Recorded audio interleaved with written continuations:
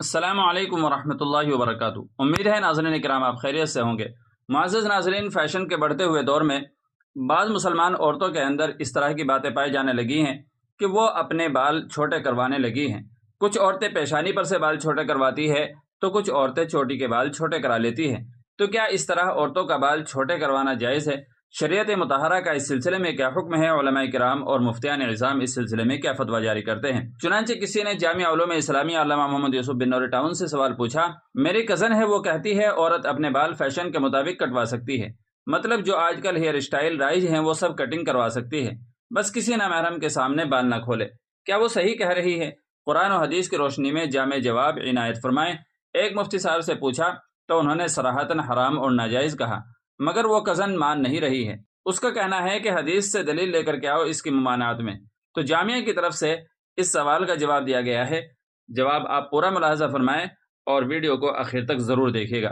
جامعہ کی طرف سے جواب دیا گیا ہے، گھنے اور لمبے بال عورتوں کے لیے باعث زینت ہیں۔ تفسیر روح البیان میں ہے کہ آسمانوں میں بعض فرشتوں کی تسبیح کے الفاظ یہ ہیں: پاک ہے وہ ذات جس نے مردوں کو داڑھی سے زینت بخشی اور عورتوں کو چوٹیوں سے۔ عورتوں کا بلا عذر کے سر کے بالوں کو کاٹنا اور مردوں کی مشابہت اختیار کرنا ناجائز ہے۔ ایسی عورتوں پر رسول اکرم صلی اللہ علیہ وسلم نے لعنت فرمائی ہے۔ مشکات شریف کی روایت میں ہے، حضرت ابن عباس رضی اللہ تعالیٰ عنہ فرماتے ہیں، رسول کریم صلی اللہ علیہ وسلم نے فرمایا، اللہ تعالیٰ کی لعنت ہے ان مردوں پر جو عورتوں کی مشابہت اختیار کرتے ہیں اور ان عورتوں پر جو مردوں کی مشابہت اختیار کرتی ہیں، البتہ اگر شرعی عذر ہو، مثلا علاج کی غرض سے بال کٹوانے ہوں یا بال اتنے طویل ہو جائیں کہ سرین سے بھی نیچے ہو جائیں اور عیبدار معلوم ہو، تو فقط زائد بالوں کا کاٹنا جائز ہوگا۔ حاصل یہ ہے کہ عورتوں کا مردوں کی مشابہت یا فیشن کے طور پر بال کاٹنا ناجائز ہے، حتیٰ کہ اس معاملے میں شوہر کی اطاعت بھی جائز نہیں ہے۔